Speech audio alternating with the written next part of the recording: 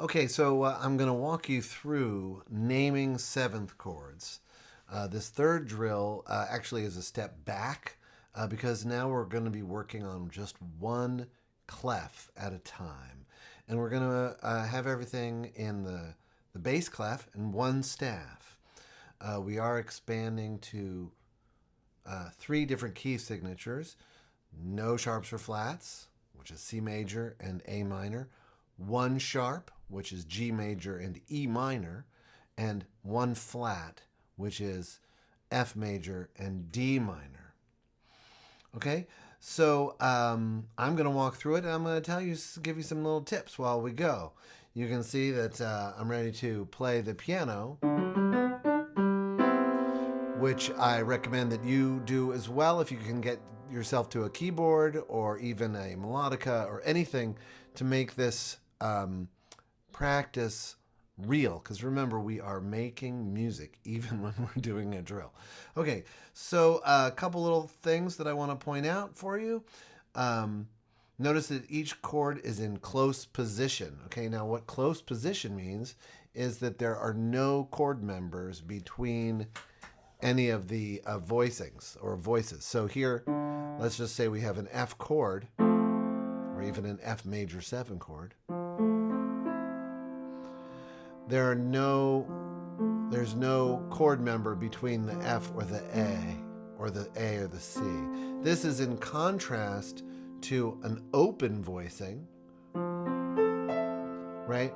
So here is the bass and here is the tenor, but there's a potential chord member here. All right, but in this case we're going close position.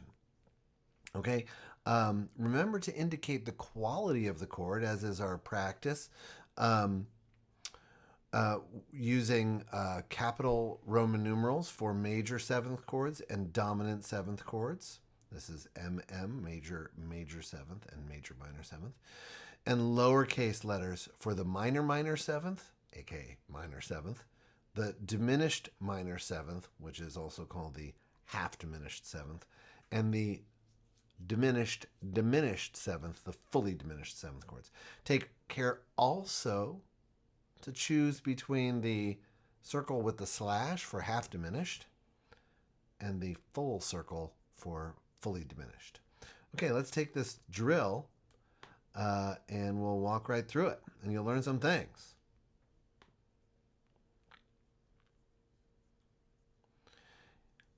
Okay, in a major key. So the first step is I figure out the key.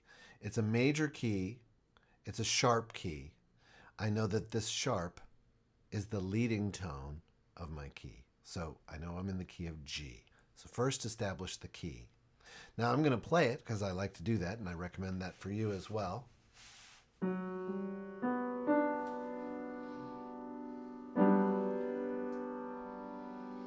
Okay. Now I know that I'm in the key of G. Now what is the root of this chord? The root of this chord is the bottom of the snowman. Now here is a second. So I know that this bottom note, the bass, is not the root. The bass is not the root. The root is the bottom of the snowman. And with seventh chords, we know that if they're in an inversion, there is a second between the seventh and the root. So we'll get deeper into that. In any case, I know that it's a G chord, and I know that since we're in the key of F sharp, of 1 sharp, this G, we're in the key of G major, we've got a 1 chord. Now I'm going to figure out the figure, which tells us the inversion.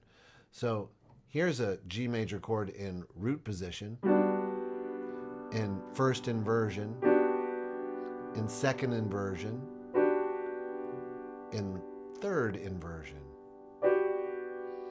Now it happens that those numbers of inversions, root position, first inversion, second inversion, and third inversion, have nothing whatsoever to do with the figures.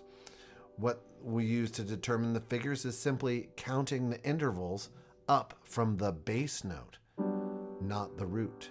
So from here to here, I will start with the big intervals because we're going to leave some of them out. From here to here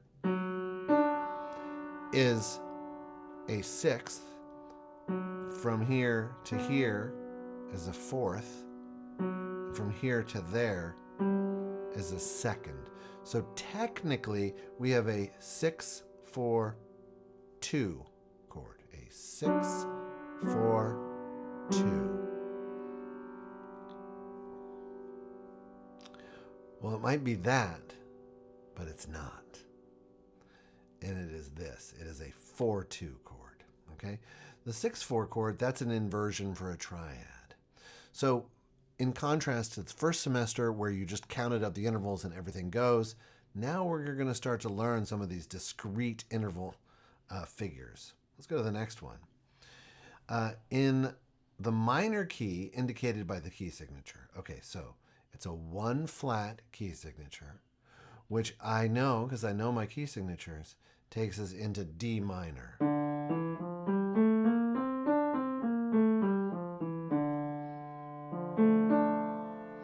Okay? And so I'm looking and I'm noticing that this second here tells me where the bottom of the snowman is. It tells me where the root of the chord is, with the 7th down here. So I know that the root of the chord is G. Okay, so what is G in the key of D minor? Well, D, E, F, G. It's the 4. Okay? And since I'm doing this at the piano, I'm getting a real auditory experience out of this. I know that it's a minor triad with a 7th. Okay? And once again, just like the other one, it's a 4-2. Okay? So this G minor 7th chord is a 4-4-2 chord. Okay, in the minor key indicated by the key signature, it's an E minor. We're in E minor. And, well, it's the 1 chord. And look, it's a nice root position, 7th chord.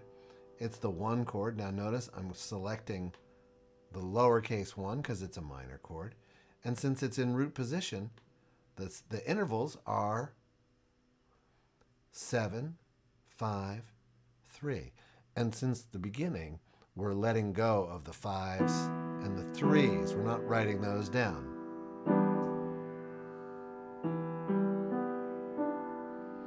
Okay, let's do 2 more. In the major key, indicated by the key signature, well, there's no sharps or flats. We know that the major key with no sharps or flats is a C major. So, name this chord by its Roman numeral and figure. I play the notes, right? I look and I notice this second here is between the 7th and the root. So I know that the root is F. So it's a 4 chord. Now, hopefully you're taking time to do this. You might do a little bit of this, or even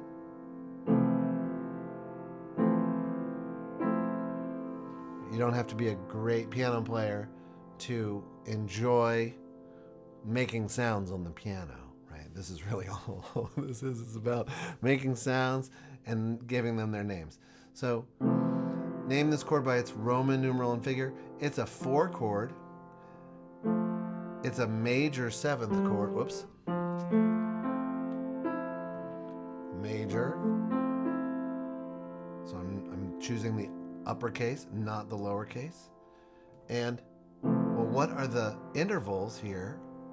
Well, from here to here is a 6th. From here to here is a 4th.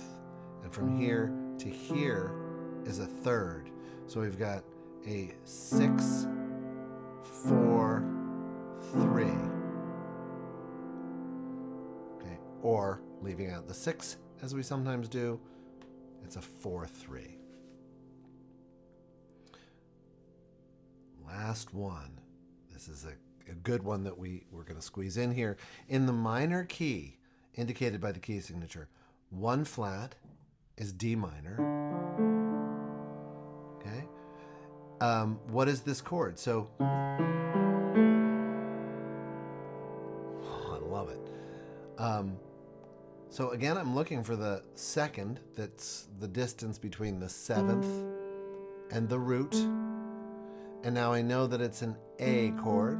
A is the root of the chord.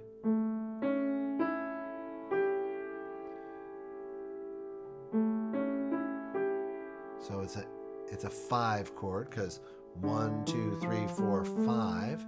A is the 5th of D minor.